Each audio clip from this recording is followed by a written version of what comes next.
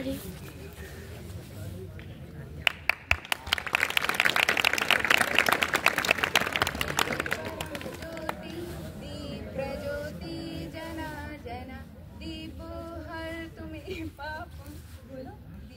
ज्योति नमोस्तुते शुभं करोति कल्याणं आरोग्यं धन संपदा देश बुद्धि विनाशाय आत्मज्योति नमोस्तुते।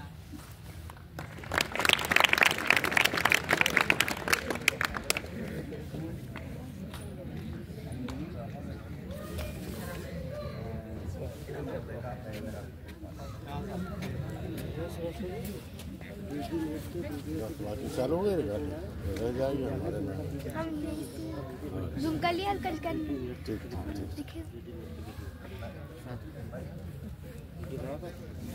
मुख्य अतिथि महोदय का बैज लगा करके और उनका तिलकार्चन करके पब्लिक इंटर कॉलेज में स्वागत किया जा रहा है। और आपके आगमन से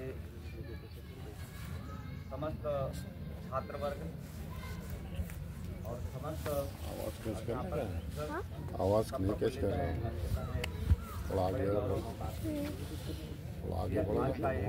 जो कार्यक्रम रखा गया बहुत विशिष्ट कार्यक्रम है। इस संबंध में हम सबको जानकारी दी जाएगी। हमारे पूर्व प्रधानाचार्य जी का बैज लगा करके स्वागत हो रहा है।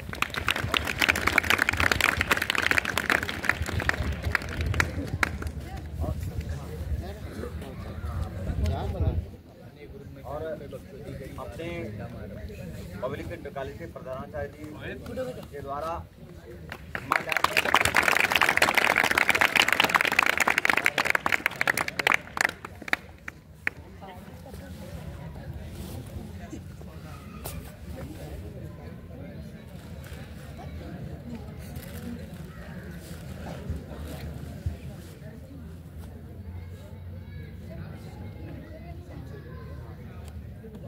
सर जिसे कहते साइड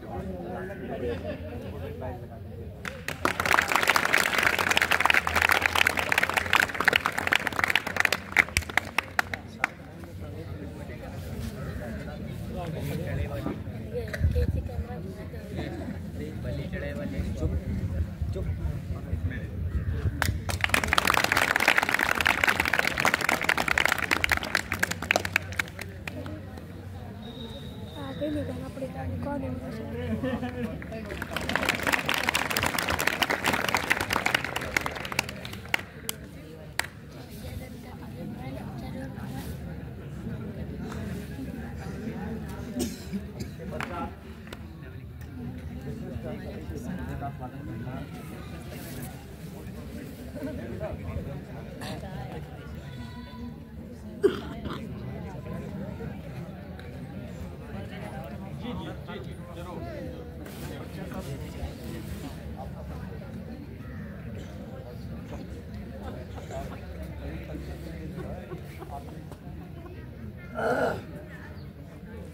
कार्यक्रम को आगे बढ़ाते हुए अब मैं उमेश सर से सभी लोग परिचित ही है कि अपने विद्यालय के पूर्व प्रधानाचार्य और विद्यालय हर समय जो है जब भी याद किया जाता है तब आप उपलब्ध हो जाते हैं। आपसे मैं निवेदन करूँगा कि आए हुए अतिथि महोदय का परिचय करा दें।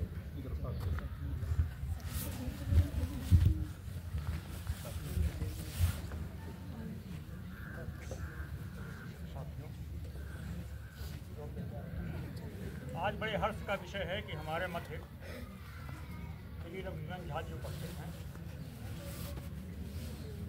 आपका क्योंकि परिचय बहुत दिया जाए तो बड़ा विस्तृत है। आपका सामाजिक क्षेत्र में पर्याप्त योगदान रहा है।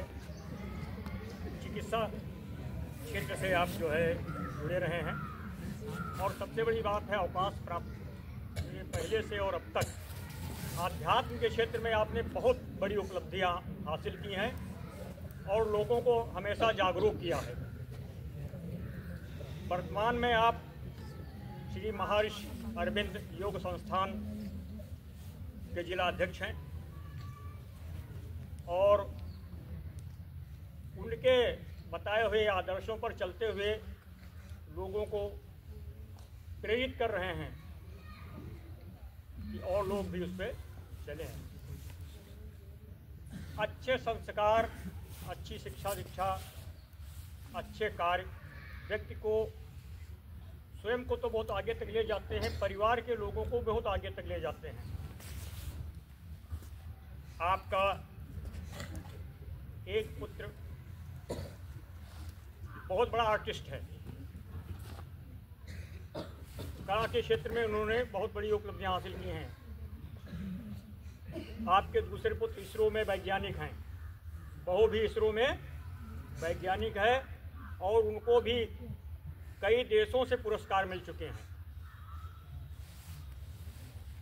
तो आपने बहुत सी उपलब्धियां हासिल की हैं, पूरे परिवार ने बहुत सी उपलब्धियां हासिल की हैं और आज बड़े सौभाग्य का विषय है कि हमारे अनुरोध पर आज आपके मध्य उपस्थित हुए हैं। और गौरव की एक बात और है कि आप भी इसी क्षेत्र से जुड़े हुए हैं,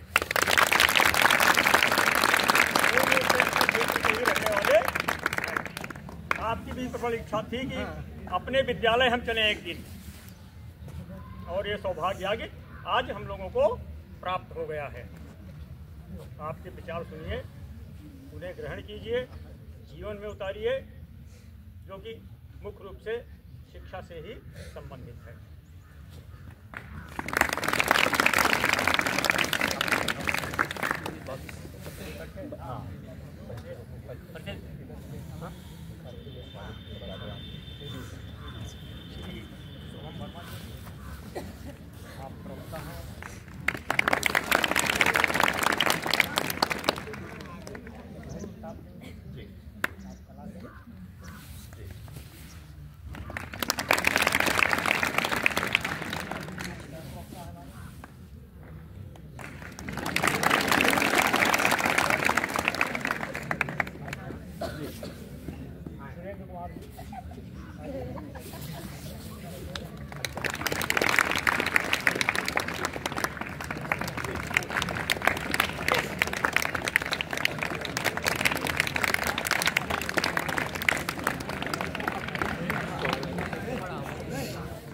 अब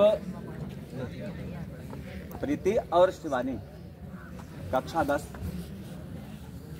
आगंतुक अतिथि महोदय के स्वागत में अपना एक गीत प्रस्तुत करेंगी बहन शिवानी और प्रीति। इधर आ जाओ, इधर आ जाओ।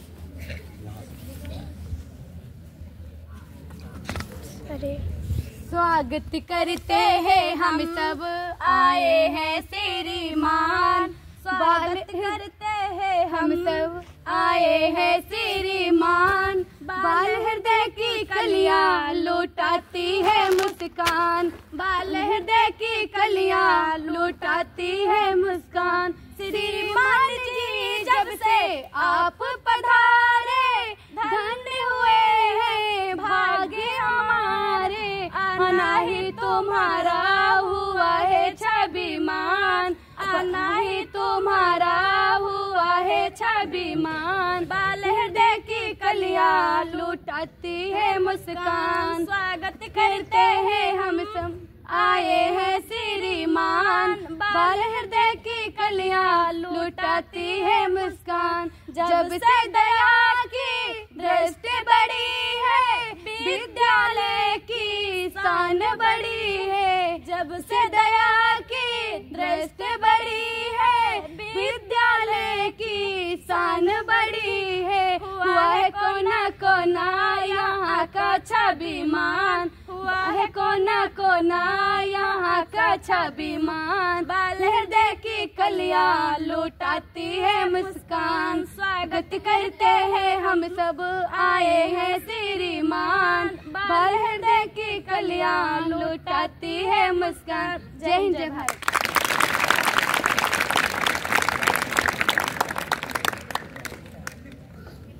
अब मैं आए हुए मुख्य अतिथि महोदय से निवेदन करूंगा कि हमारे बच्चों को आज से मिलकर आदरणीय सर। Thank you. महर्षि अरविंद और उनका शिक्षा दर्शन कार्यक्रम के आयोजक आदरणीय Shri Umesh Chandra Srivastava ji, public inter college के आदरणीय प्रधानाचार्य Shri Vipin Kumar Srivastava ji, public inter college के सभी सम्मानित शिक्षकगण और हमारे सारे प्यारे विद्यार्थी, सबसे पहले तो मैं आभार व्यक्त करता हूं श्री श्रीवास्तव जी का कि इन्होंने अपने इस सम्मानित विद्यालय में मुझे आमंत्रित किया और मैं चाहता हूं कि सबके द्वारा तालियों से उनका स्वागत और अभिनंदन।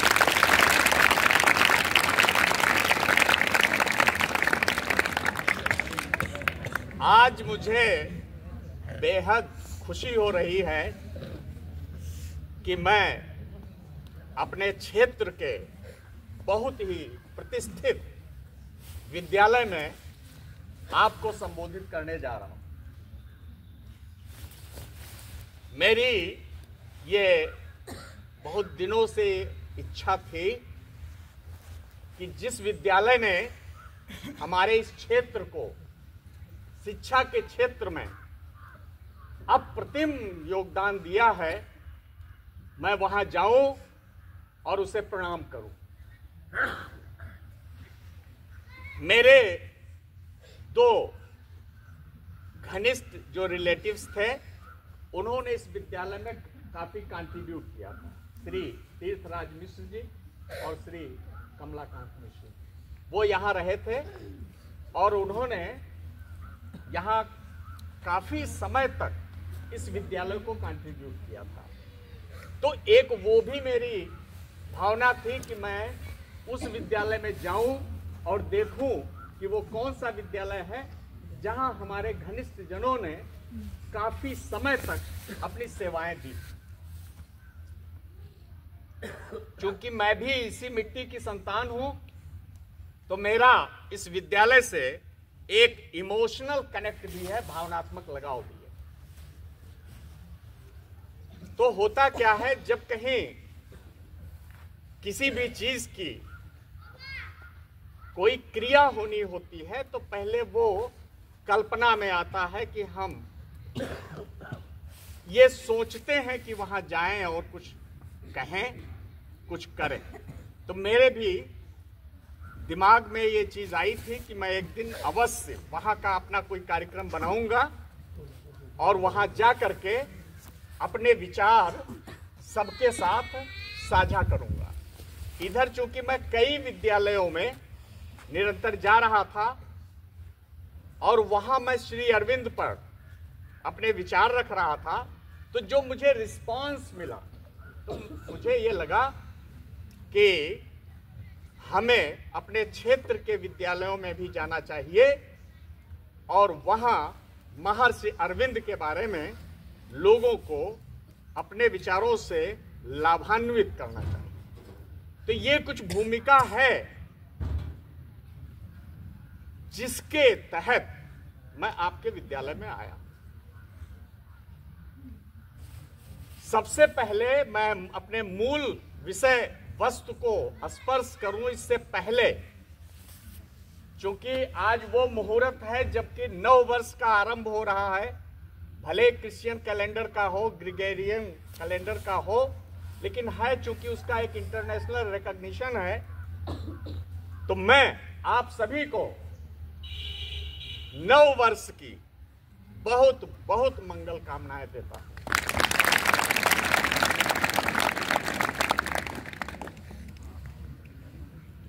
हमारा आज का जो वर्ण विषय है, थीम है, जिस पर हम आपको कुछ बताने वाले हैं, वो है महर्षि श्री अरविंद और उनका जो शिक्षा का दर्शन है हो। मैं उसे प्रारंभ करूं इससे पहले ये जानना चाहूंगा, आप लोग वो हाथ उठाएंगे जिन्होंने महर्षि श्री अरविंद का नाम सुना है? कितने लोगों ने सुना है? अच्छा, स्वामी विवेकानंद का नाम कितने लोगों ने सुना? ठीक है, ठीक है। स्वामी विवेकानंद का नाम आप लोगों ने खूब सुना है। गुरु जी यहाँ चित्र भी होगा उनका, स्वामी श्री अरविंद का है कि नहीं है? देखना पड़ेगा। तो मुझे खुशी हो रही है कि आप लोगों ने कम से कम स्वामी विवेकानंद का नाम खूब सुना है, लेकिन श्री अरविंद का नाम नहीं सुना है। तो मैं शायद पहला व्यक्ति आज यहाँ हो रहा होऊंगा जो आपको श्री अरविंद से कुछ परिचय कराने आ गया। तो आपके लिए काफी इनलाइटनिंग थीम होने वाली है। ये आपके लिए काफी इनलाइटनिंग थीम होने वाली है, महर्षि अरविंद और उनका शिक्षा दर्शन। चलिए, बंगाल, पश्चिम बंगाल, कितने लोगों ने सुना है? हाथ उठाइए। ठीक है भाई, अच्छा है भाई। ये तो खुशी की बात है कि आप अपने देश के उस क्षेत्र को जानते हैं जहां की चर्चा छिड़ने वाली है। देखिए, बंगाल, पश्चिम बंगाल वो धरती है जहां हमारे महान पुरुषों की पूरी श्रृंखला है। शुरू करें तो राजा राम मोहन राय से लगा करके देवेंद्रनाथ टैगोर, रविन्द्रनाथ टैगोर, ईश्वर चंद्र विद्यासागर, रामकृष्ण परमहंस, स्वामी विवेकानंद, और उसी कड़ी में आते हैं श्री अरविंद। श्री अरविंद उसी कड़ी में आते हैं। 15 अगस्त 1947 को क्या हुआ था? ठीक है, तो 15 अगस्त हमको कितना प्यारा है, बहुत प्यारा है ना 15 अगस्त। तो 15 अगस्त 1872 को ही श्री अरविंद का जन्म हुआ था। देखिए, याद करने में आपको कोई दिक्कत नहीं रहेगी कि जिस दिन हमारा आज देश आजाद हुआ, ठीक उसी दिन सन 1872 में महर्षि अरविंद का जन्म। तो ये हमारे देश की आजादी और उनका जन्म बिल्कुल जुड़ जाता है। देखिए, याद करने में आप लोगों को कोई दिक्कत नहीं होने वाली। उनके पिताजी डॉक्टर साहब थे, डॉक्टर कृष्णधन घोष।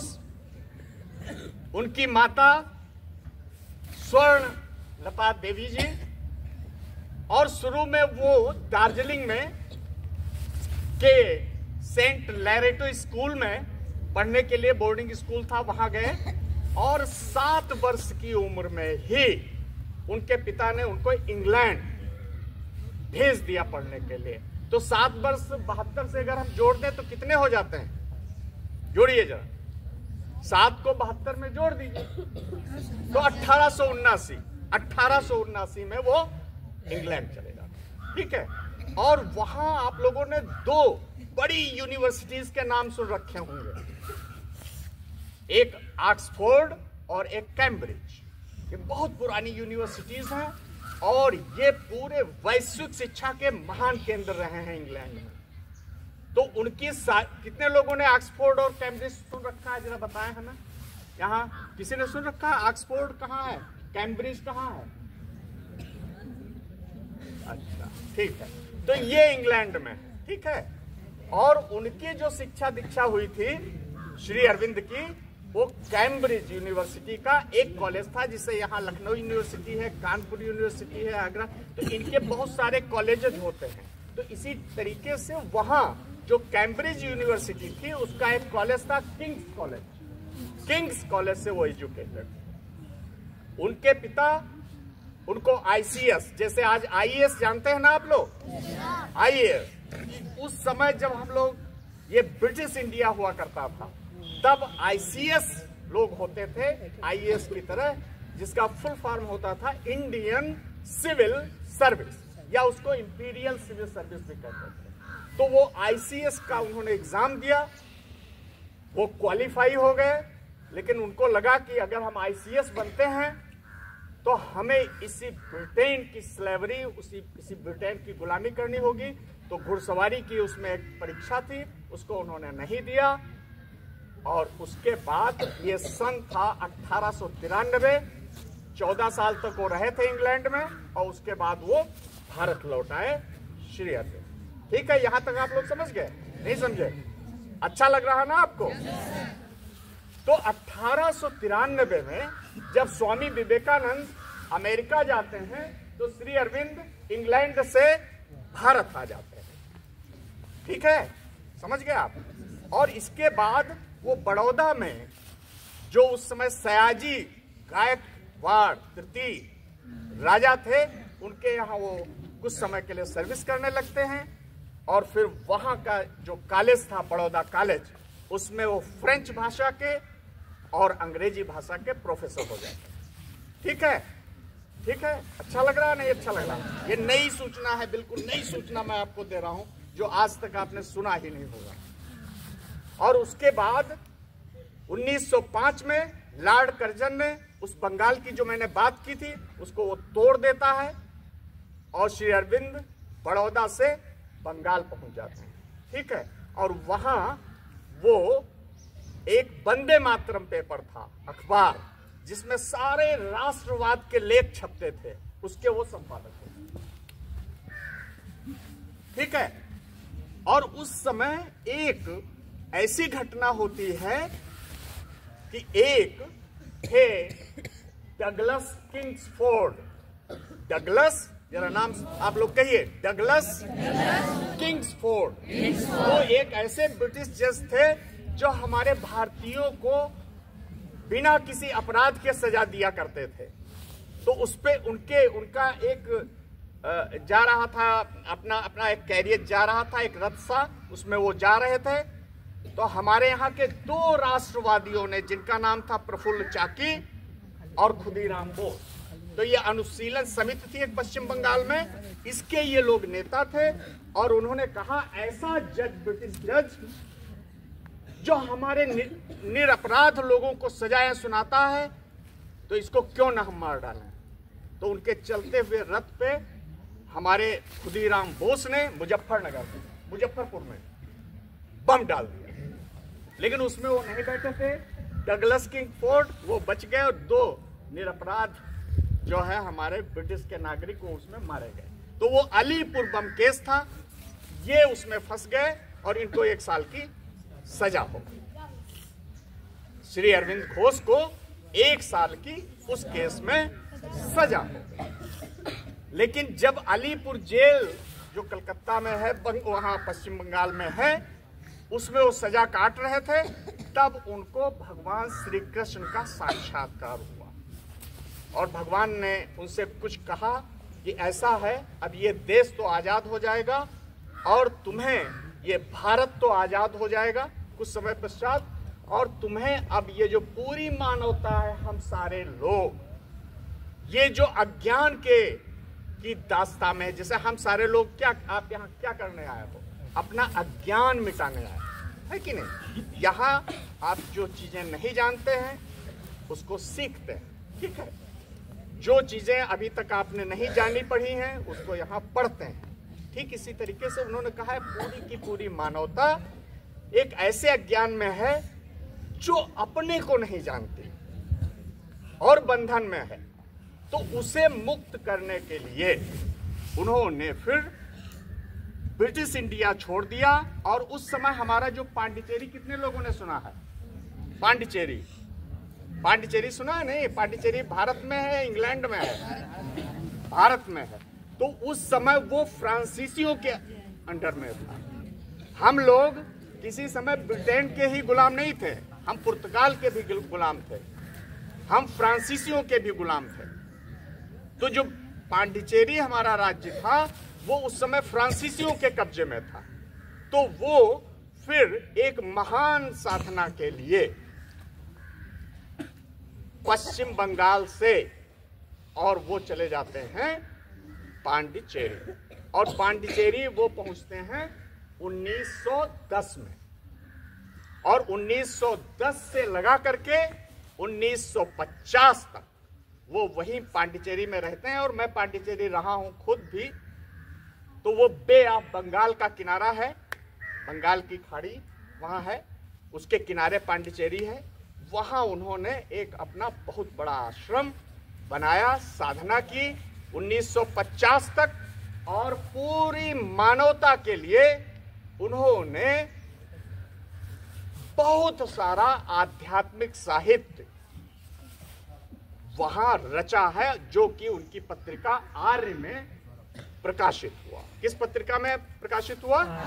आर्य नामक पत्रिका में जो कुछ वो लिखते चले गए, साधना में जो उनको अनुभव होता चला गया, वो सब अपना आर्य में वो प्रकाशित करते। और 5 दिसंबर 1950 को वे ब्रह्मलीन हो गए। तो कब से उनका जीवन शुरू हुआ? 15 अगस्त 1872 से। और ब्रह्मलीन कब हुए? 5 दिसंबर 1950। तो अब हम उनसे ये सीखेंगे, ये जानेंगे कि आखिर उन्होंने हमारे शिक्षा में कौन सी दृष्टि हमको दी और हमको शिक्षा में कौन सा दर्शन दिया, जिससे हम अपने जीवन को बहुत सुंदर बना सकते हैं और बहुत ही अच्छा बना सकते हैं। आप लोग उत्सुक हो? नहीं? हमने उनका जीवन परिचय आपको दिया, आपके कुछ समझ में आया? हमने तिथिवार हर चीज आपको बता दी है। अब वो शिक्षा में क्या चाहते थे? उनका एक शैक्षिक दर्शन है, उनकी फिलॉसफी ऑफ एजुकेशन है, जो कि काफी बृहद है। वो ये चाहते थे, अभी हम लोगों का जो ज्यादातर लक्ष्य रहता है कि हम पढ़ लिख जाएं, हमें कहीं कोई नौकरी मिल जाए, ठीक है, यही तो ज्यादातर हम लोग सोच के चलते हैं। लेकिन ये क्या बात पूरी हुई? ये पूरी बात तो नहीं हुई कि खाली हम पढ़ लिख जाए और हमें कोई नौकरी मिल जाए, जीने का कोई साधन मिल जाए और हमारे जीवन की कथा वही समाप्त हो जाती है। ऐसा तो नहीं है। ये बहुत छोटी सी बात है। जीवन में जीविका पाना ये बहुत छोटी सी बात होती है, ये बड़ी बात नहीं होती है। बड़ी बात होती है कि जीवन को सुंदर से सुंदर बना लेना, अपने लिए सुंदर बना लेना, अपने समाज के लिए सुंदर बना लेना, अपने देश के लिए सुंदर बना लेना, और आप और फैलते हो तो पूरी वैश्विक मानवता के लिए अपने को सुंदर बना लेना।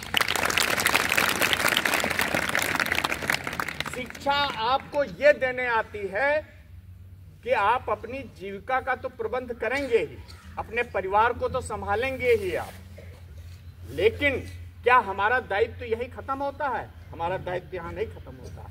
हम अपने समाज के लिए, अपने राष्ट्र के लिए, पूरी मानव जाति के लिए हमको अपनी उस शिक्षा के द्वारा कुछ न कुछ लाभ पहुंचाना चाहिए। मनुष्य होने के नाते आपका यह उत्तरदायित्व है। हम आपको संबोधित क्यों कर रहे हैं? ये बातें आपसे कहने क्यों हम आज आए हैं? इसलिए आए हैं कि आप भारत का भविष्य हैं। आगे का जो भारत बनेगा वो आप लोग बनाने वाले हैं। आप लोग ये समझ रहे हैं हमारी बात? आगे का सारा भारत आप लोग बनाने वाले हो। आप भारत का भविष्य हो और भविष्य का भारत हो। आप समझ रहे हैं हमारी बात? आप आगे चल करके इस भारत की नींव बनोगे, एक नया भारत बनाओगे।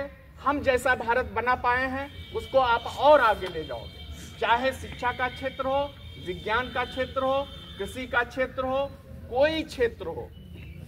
आप हर क्षेत्र में अच्छा से अच्छा करने वाले हो। और ये तब होगा जब आप अपना पहले जीवन निर्माण कर लोगे अच्छे से अच्छा। और ये जीवन निर्माण की प्रक्रिया सिर्फ इस विद्यालय तक नहीं होती, ये हम पूरे जीवन तक चलती है।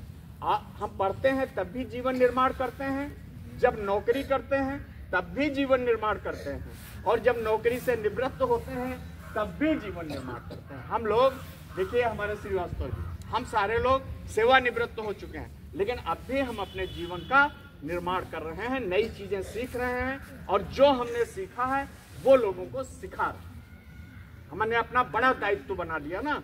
हम भी घर बैठे रहते हैं, नहीं, हमने जो सीखा, हमने जो पाया, वो हम अपने बच्चों को दें, लोगों को दें, समाज को दें, पूरे विश्व को दें, तो ये हमारे जीवन का बड़ा अर्थ खुलता चला जाता है। हम एक बड़ा आकाश ले लेते हैं अपने लिए जीवन में और उसमें हम फैलने लगते हैं। और उसका जो आनंद है, छोटा सा काम करिए तो आपको छोटी खुशी होती है, जब आप बड़ा काम करते हो तो आपको बड़ी खुशी। छोटा काम करिए, छोटा आनंद, बड़ा काम करिए तो बड़ा आनंद आपको मिलता चला जाता है। तो श्री अरविंद जी ये कहते हैं कि जीवन में आप लोग इस चीज को अब समझ लीजिए कि खाली एक पक्ष का विकास जरूरी नहीं होता।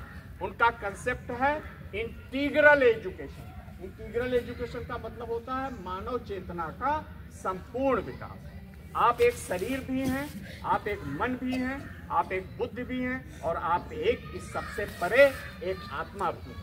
तो फिजिकल एजुकेशन, मेंटल एजुकेशन और स्पिरिचुअल एजुकेशन, ये होलिस्टिक कंसेप्ट, इसको कहते हैं होलिस्टिक कंसेप्ट ऑफ एजुकेशन, जिसमें जितना भी मनुष्य है, मनुष्य अपनी संरचना में सिर्फ शरीर नहीं है, वो सूक्ष्म मन भी है और उससे सूक्ष्म एक दिव्य आत्मा भी है। यही स्वामी विवेकानंद ने भी कहा था कि तुम सब एक दिव्य आत्मा हो, एक पूर्ण आत्मा हो, एक अनंत आत्मा हो और तुम्हारा जो अंतिम विकास है वो आत्मा के रूप में होना है और आत्मा का धर्म तुम्हारा है और तुम्हें उसे ले लेना है। और आत्मा का धर्म है कि तुम अनंतता में फैल जाओ, तुम दिव्य बनो, तुम्हारा जीवन दिव्य हो ना।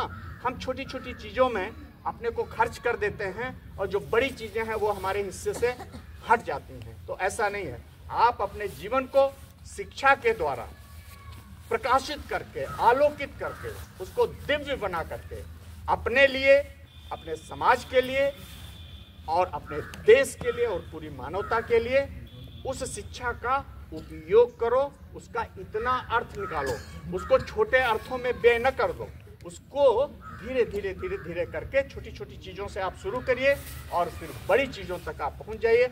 आप में से ही कल कोई चिकित्सक बनने वाला है, कोई इंजीनियर बनने वाला है, कोई प्रशासनिक अधिकारी बनने वाला है, कोई डिग्री कॉलेज का प्रोफेसर बनने वाला है। हम ही आप में से, हमारे अंदर वो प्रतिभाएं हैं, वो सोई हुई प्रतिभाएं हैं और ये विद्यालय क्या कर रहा है, उस सोई हुई प्रतिभा का जागरण करता है। क्या करता है? जो आप नहीं जानते हो उसे आप यहाँ जानने लगते हो। जो चीजें ढकी हुई हैं, आच्छादित हैं, वो सारे पर्दे यहाँ उठते हैं और ज्ञान का वो उजाला फैलता चला जाता है आपके जीवन में और सामाजिक जीवन में भी और राष्ट्रीय जीवन। तो मैं आप सभी का आभार व्यक्त करता हूँ, धन्यवाद देता हूँ। आपने हमें आमंत्रित किया, आपने हमारे विचार सुने और हमें ये पूरी आशा है, उम्मीद है, अगर आज ये हमारे विचार के बीज कहीं अंकुरित हुए तो मेरा यहाँ आना सार्थक होगा। Thank you very much.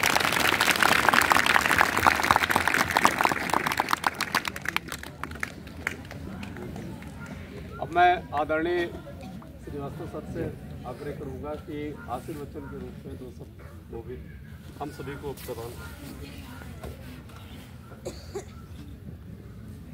अभी आपने आदरणीय झा जी के विचार सुने। आशा है इन्हें आप अपने जीवन में ग्रहण भी करेंगे। यहीं सुन के, एक कान से सुन के दूसरे कान से निकालेंगे नहीं, इसका मनन करेंगे, जीवन में इसको उतारेंगे। मैं पुनः आभार व्यक्त करता हूँ श्री झा जी का, जिन्होंने अपना अमूल्य समय विद्यालय में दिया, अपने विचारों से आपको जागृत किया। और आपकी प्रशंसा करना तो सूर्य को दीपक दिखाना जैसा है, इसलिए ज़्यादा कुछ न कह करके मैं पूरे से विद्यालय परिवार की तरफ से, सभी अपने शिक्षकों की तरफ से आपका आभार व्यक्त करता हूं, हार्दिक धन्यवाद देता हूं और आशा करता हूं कि भविष्य में भी वह यहाँ अपना अमूल्य समय हमारे बच्चों को देंगे, उन्हें आगे बढ़ने में, उनका मार्ग प्रशस्त करने में सहायक सिद्ध होंगे। धन्यवाद। धन्यवाद।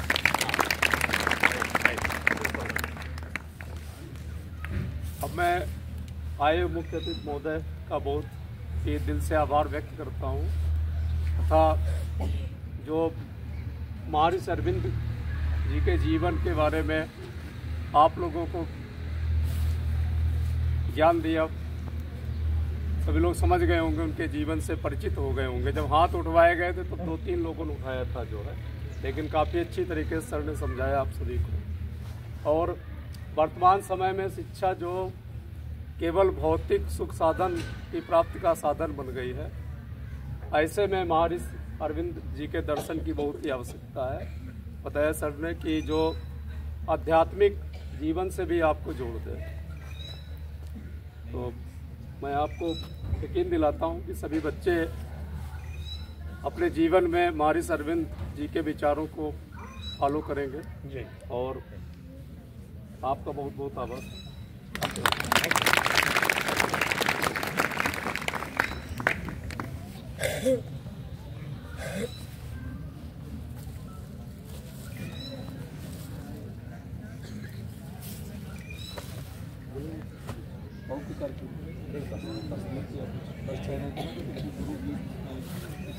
कौन है? मानसी, आ जाओ, आ जाओ। मानसी के साथ में और कोई हो तो उसको भी ले आओ। जो गुरु गीत हमने याद किया उसको सुनाओ। आ जाओ। पूरा अच्छा हाँ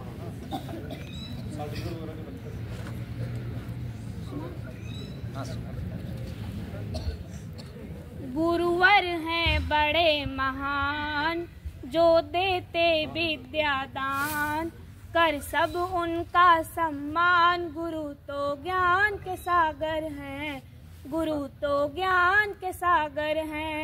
माली के जैसे बनके पौधों की तरह हमें पाला, माली के जैसे बनके पौधों की तरह हमें पाला। जब आई कोई मुसीबत तो उससे हमें निकाला, जब आई कोई मुसीबत तो उससे हमें निकाला। जिनके दम से हमने देखे ये दुनिया जहान, गुरुवर हैं बड़े महान, जो देते विद्यादान, कर सब उनका सम्मान। गुरु तो ज्ञान के सागर हैं, गुरु तो ज्ञान के सागर हैं। हम तो थे काले पत्थर, हमें गुरु ने ही चमकाया। हम तो थे काले पत्थर, हमें गुरु ने ही चमकाया। विज्ञान किलो में ताप कर हमें सोना खरा बनाया, विज्ञान किलो में ताप कर हमें सोना खरा बनाया। गोरे कागज जैसा मन था भर दिया जिसमें ज्ञान, गुरुवर हैं बड़े महान, जो देते विद्यादान, कर सब उनका सम्मान। गुरु तो ज्ञान के सागर हैं, गुरु तो ज्ञान के सागर हैं। जय हिंद, जय भारत। और कोई ये सुनाना चाहे कुछ तो सुना सकता है कोई? अंबिका आ जाओ। वाह, अंबिका तिवारी, अच्छा, बहुत सुंदर सुनाना। हे प्रथम नमन मेरा गुरु को, गंगा सा पावन ज्ञान दिया। हर सांस उन्हीं को अर्पित है, जीवन जीने का भान दिया। प्रतिपल प्रति क्षण हर मोड़ पर निज शिशु से बढ़ कर मान दिया। मंजिल जब लगने दूर लगी, सपनों को नई उड़ान दिया। जब तिमिरी राह पर भटक गए, रवि बन पथ की पहचान दिया। साक्षात ब्रह्मा की तुलना में गुरु को ही प्रथम स्थान दिया है। सत सत अभिनंदन मृदु का है, हाथों में कलम का दान दिया। जय जय भारत।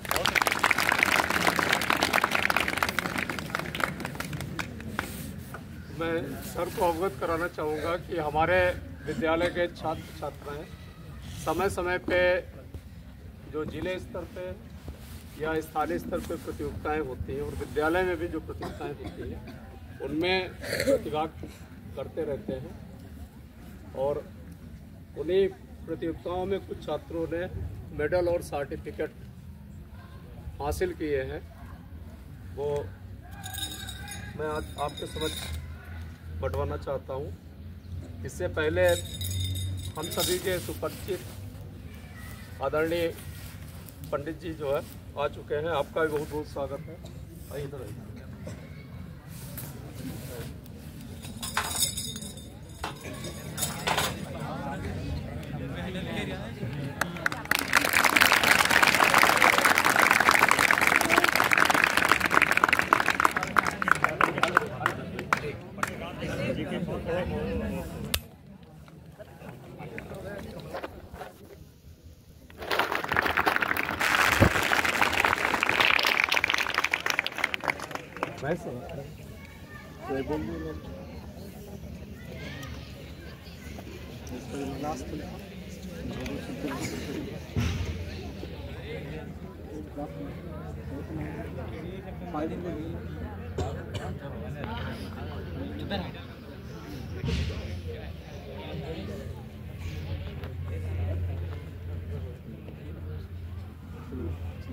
ये पुरस्कार वितरण सम्मान समारोह है।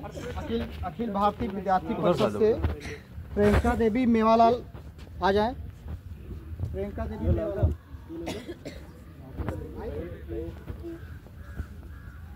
यहाँ से रिकॉर्ड कर युवा कल्याण विभाग द्वारा रामचंद्र आए।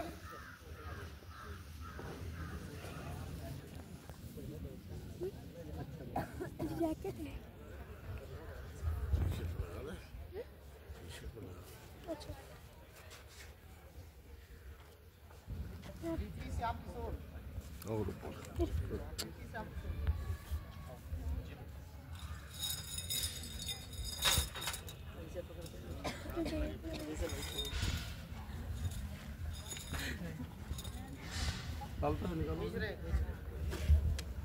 अरे एक मिनट इधर होना निकालो।